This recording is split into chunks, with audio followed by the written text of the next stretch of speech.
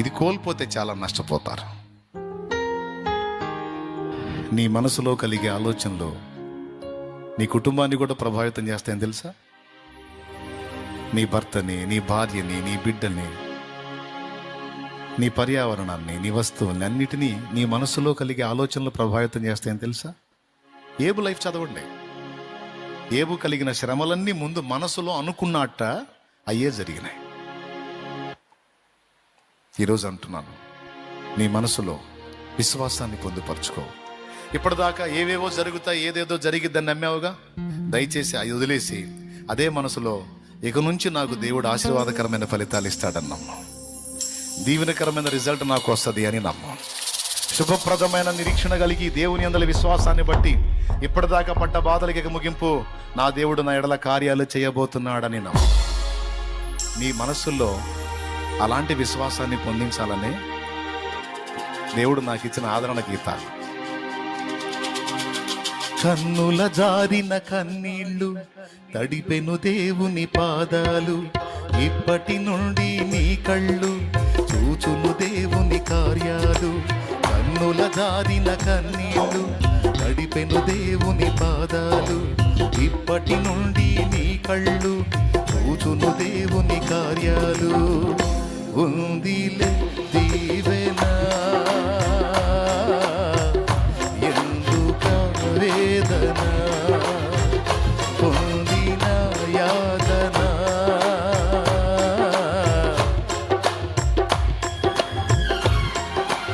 అలుగాకి లోకం నిలిచిన ఏకకివై నీవు రోదించిన అవమాన పర్వాలు ముగిసేనులే, ఆనంద గీతాలు పాడేవులే.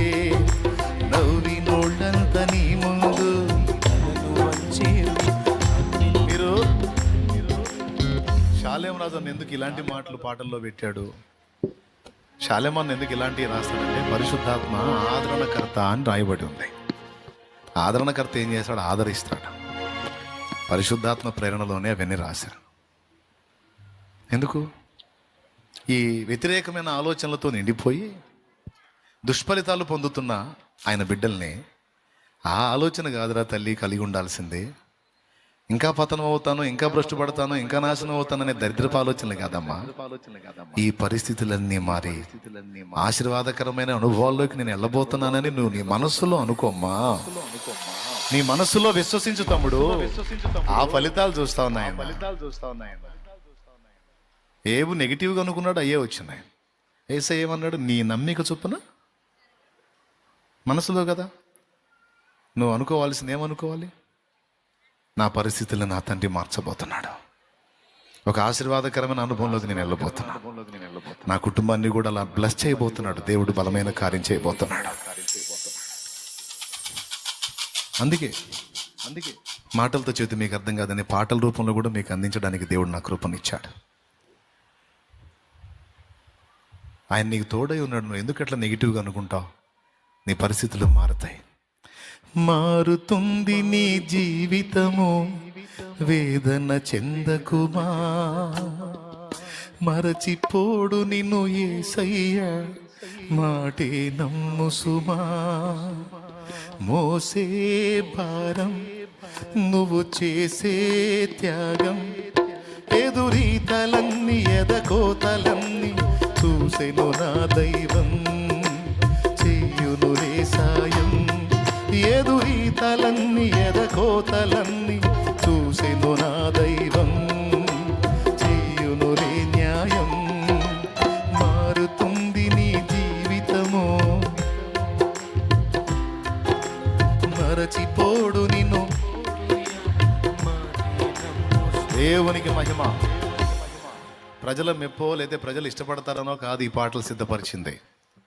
ప్రజల్ని బతికించాలని, ప్రజల ఆలోచనలని, ఆ వ్యతిరేకమైన ఆలోచనలని అనుకూలంగా తిప్పాలని, దాని ఫలితాన్ని బిడ్డలు అనుభవిస్తే నిజంగా చూడాలని.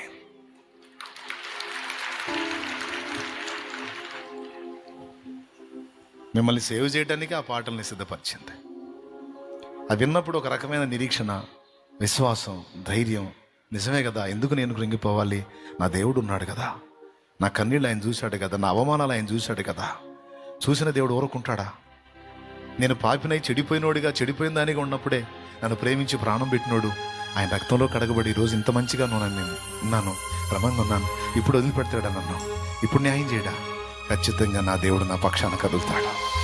ఆయన ఉన్నాడు నాకు. నన్ను ప్రేమించి నాకై ప్రాణం ఇచ్చిన నా యేసు నాకున్నాడు, నా ప్రభు నాకున్నాడు. నా అవమానాలు చూశాడు, నా ఆవేదన చూశాడు, నా కన్నీళ్లు చూశాడు, నా దుఃఖం చూశాడు, నేను పొందిన యాతన అంతా చూశాడు. తప్పకుండా ఆయన నాకు న్యాయం తీరుస్తాడు. పొందిన యాతన దేవుడి మరచునా,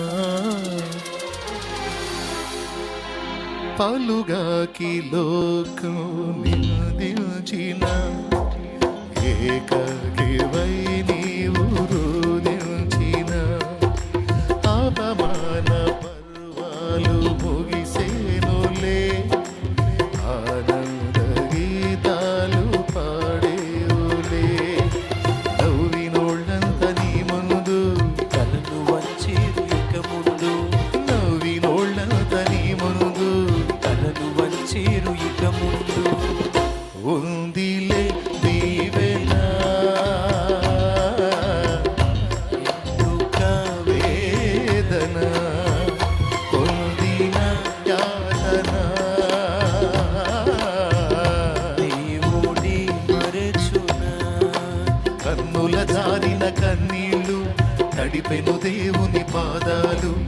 ఇప్పటి నుండి నీ కళ్ళు చూచును దేవుని కార్యాలు. కన్నుల జారిన కన్నీళ్ళు తడిపెను దేవుని పాదాలు, ఇప్పటి నుండి నీ కళ్ళు చూచును దేవుని కార్యాలు. కార్యాలు. ఎంతమంది నమ్ముతున్నారు? ఎంతమంది నమ్ముతున్నారు? దరిద్రాన్ని ఊహించుకుంటారా? దరిద్రాన్ని విశ్వసిస్తారా? లేకపోతే ఆశీర్వాదాన్ని విశ్వసిస్తారా? మనం ఎవరు సంతానం? మనల్ని ఎవరు ప్రేమించారు? మనం చెడిపోయినప్పుడే, చెడిపోయిన వాళ్ళంగా ఉన్నప్పుడే ప్రాణం పెట్టాడే. మంచిగా మారిన ఇప్పుడు వదిలేస్తాడా? చెప్పు, తిప్పుతాడా లేదా లైఫ్ని? ఒక మలుపు యేసు నామంలో అదే జరిగితే, అదే జరిగితే, అదే నమ్ము.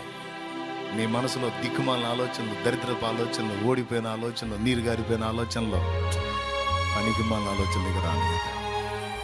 దేవుణ్ణి విశ్వసించు. నీకు అడ్డొచ్చే కొండల్ని గద్దించు. నీది రాజమార్గం. నీకు ముందు పోతున్నవాడు రారాజు.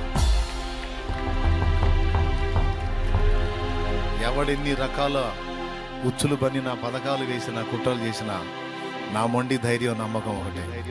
నాతో పెట్టుకున్నాడు, నాతో కాదు, నా వెనుకున్నోడితో పెట్టుకున్నాడు, నా ముందు నడుస్తున్నోడితో పెట్టుకున్నాడు, నా చుట్టూ పరాకారమై ఆవరించిన వాడితో పెట్టుకున్నాడు. ఆయన ఆకాశ మహాకాశాలు పట్టజాలని దేవుడు.